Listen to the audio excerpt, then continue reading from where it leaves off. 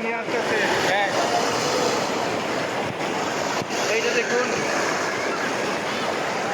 এই যে পানি এইখান থেকে আসতেছে ভারতীয়, ওই যে সীমানা চিহ্নিত করে দেওয়া আছে, ওইখান থেকে পানির স্রোত দেখুন, এই যে এখান থেকে চলে যাচ্ছে।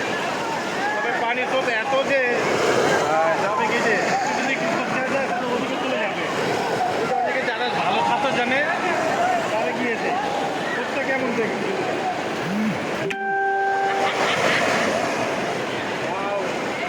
খুবই দারুণ একটি মুহূর্ত।